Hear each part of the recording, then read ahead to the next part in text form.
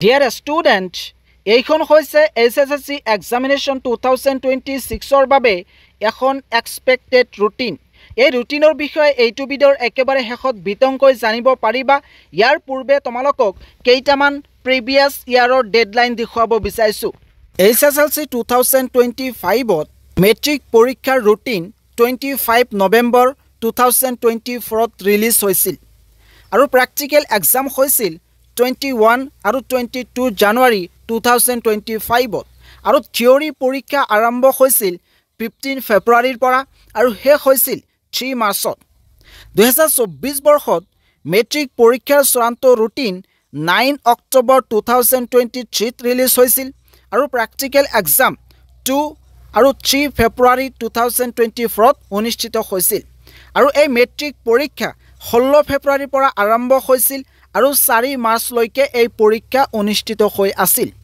2023 চনত 8 ডিসেম্বৰ 2022ত ৰুটিন প্ৰকাশ পাইছিল আৰু প্ৰেক্টিকেল এক্সাম 24 আৰু 25ত হৈছিল আৰু এই পৰীক্ষা 3 মাৰ্চৰ পৰা আৰম্ভ হৈছিল 20 মাৰ্চত শেষ হৈছিল।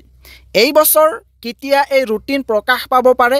ইতিমধ্যে ধাৰণা কৰা হৈছে যে 2026 বৰ্ষত হ'বলগীয়া মেট্ৰিক পৰীক্ষাৰ চূড়ান্ত ৰুটিন নৱেম্বৰ মাহতে প্ৰকাশ পাব আৰু ধাৰণা কৰা হৈছে যে 15 পৰা 20 নৱেম্বৰৰ ভিতৰত তোমালোকৰ এই ৰুটিন প্ৰকাশ পাব আৰু যেতিয়াই এই ৰুটিন প্ৰকাশ পায় তোমালোকে একমাত্ৰ আসাম পিচ নিউজ 3 চেনেলৰ জৰিয়তে সকলোতকৈ আগত খবৰ পাবা।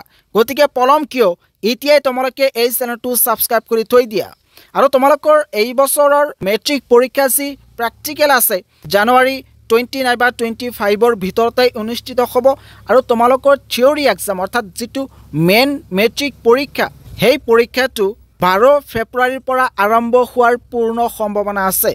ইতিমধ্যে এখন এক্সপেক্টেড ৰুটিন মই বনাইছো, তোমালোকে চাব পাৰিবা।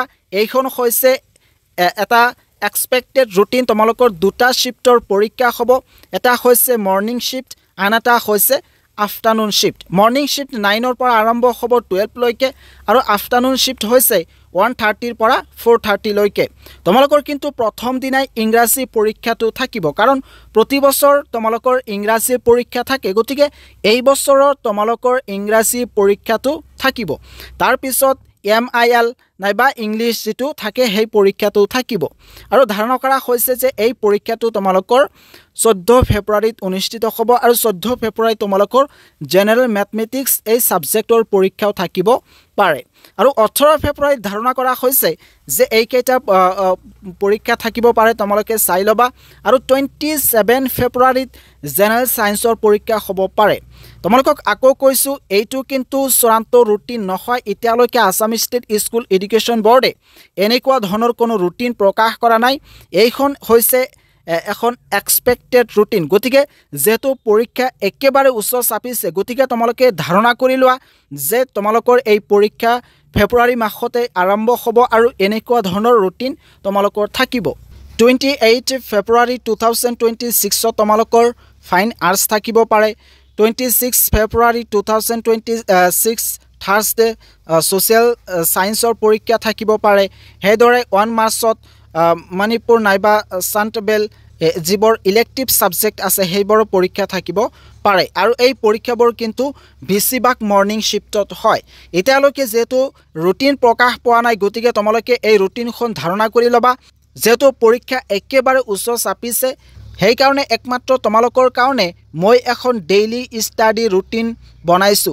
তোমালোকে যদি সেই ৰুটিনখন আজিৰ পৰাই মানি চলিব পাৰা তেতিয়াহ'লে মেট্ৰিক পৰীক্ষাত 80-90% অধিক নম্বৰলৈ উত্তীৰ্ণ হ'বলৈ সক্ষম হ'বা। কাৰণ মই মেট্ৰিক পৰীক্ষাত 88% পাইছিলোঁ। গতিকে মই জানো যে তোমালোকে কেনেকৈ পঢ়িলে মেট্ৰিক পৰীক্ষাত ভাল এটা ফলাফল দেখুৱাব পাৰিবা। গতিকে আজিৰ পৰাই তোমালোকে সেই ৰুটিনখন মানি চলিবা। লিংক এইটো ভিডিঅ'ৰ ডেছক্ৰিপশ্যনত দিয়া আছে।